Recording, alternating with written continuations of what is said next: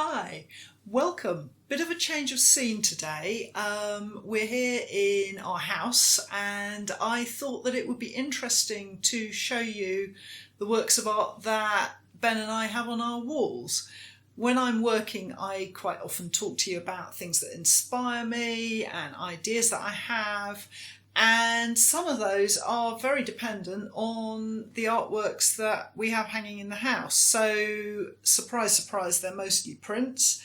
And a lot of them have connections to my work or the way that I work or people I've worked with. So I'm just going to tell you a bit about them. They are, as you can see, framed and behind glass, so we're going to do our best for you to see them clearly, but we'll also tell you the names of the artists so that you can look people up on the internet and check them out there. So I'm going to start with this amazing set of prints by Betsy Best. Betsy is an American artist, and these three prints here are called Palisade Tea Party, and they date back to 2009, and Betsy and I did a residency together. So this was when I went out to Japan to learn how to make Japanese woodblocks, and Betsy did exactly the same thing. The residency was the Nagasawa Art Park residency, which you would know now as MI Lab. And neither of us knew about Japanese woodblock when we went out there. And we learnt over 10 weeks, and the deal was that at the end of 10 weeks you had to leave 3 different prints, 3 copies of each print. So, massive learning curve to come to that.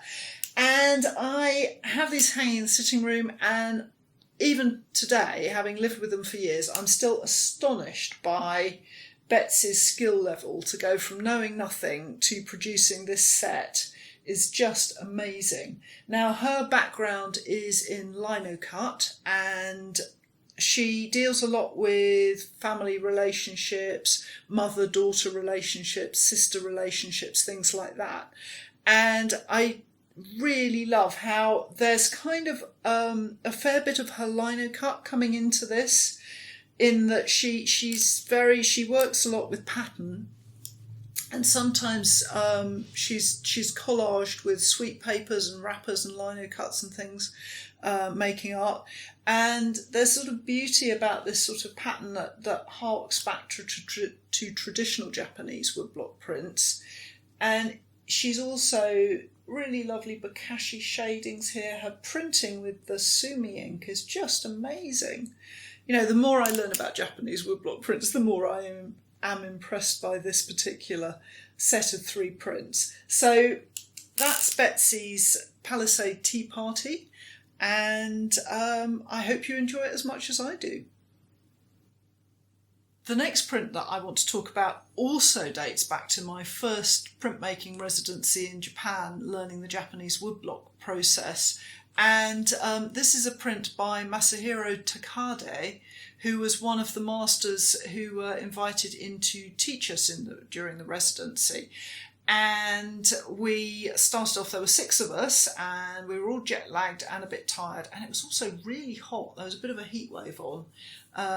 And the first day that we started, the master came in and he sat down and he printed 6 copies of this print in front of us, just at a table, and he literally sat down, printed away. And we all watched with our mouths open because I had never seen Japanese woodblock done before. So that was really novel. And then to have this man come and produce 6 beautiful prints in front of us, one after the other, was just mind-blowing. And at the end of it, he handed them out and gave them to us as a gift. And, I've treasured it ever since. And I really love the subtlety of it, and the fact that he's actually used wood grain in the snow to create shadows. But mainly, when I look at this, it reminds me of how little I knew when I got there. And that first day, I can remember thinking, I'm never going to be able to do this. I've made a mistake. I shouldn't have come. I can't possibly produce a print, having watched how it was done. So that's a very salutary reminder, and it's a print I love very much. So the last prints connected with my residency in Japan in 2009 are these two. So a bit of a 2-for-1 on this particular description. We've got one print here by Utamaro and one print here by Hiroshige. And like all good tourists to Japan, I couldn't leave without treating myself to a souvenir. And these were actually birthday presents that Ben bought me. And we went to Jimbocho, which is a district in Tokyo where there are lots of booksellers and print sellers. And both of these are not original prints from the period. These are reprints, so the blocks have likely been cut again, and the prints printed by other printers. These are probably not very old, but they will have been printed in the same way. They're still hand-cut, hand-printed Japanese woodblock prints. So these two I really love, because this one here, the Hiroshige, I went to an exhibition before I went out to Japan of his work, and I kind of fell in love with this print at that exhibition, and then to be able to buy a copy of it is absolutely thrilling. And now I know a little bit more about Japanese woodblock, I can appreciate it for its shadings, its bokashi, and also for the handling of the sky and the fireworks. So that I really have loved for a long time, that image. This one, I bought it for a couple of reasons. The first is the colour of it. I just fell in love with the colour of the kimono, but also because I like sewing, and this woman here is doing exactly what I do when I sew, which is to bite the end of the cotton. There's a perfectly good pair of scissors, as you can see in the print, but she's actually running the thread through her mouth and biting the end off. So, you know, woman after my own heart. So those two come under the heading of sort of tourist purchases, but they do mean a great deal to me.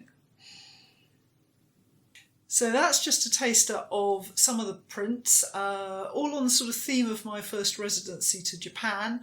So the next batch we'll look at, maybe we'll look at family and friends next. So I hope you'll join me again for another look around our walls.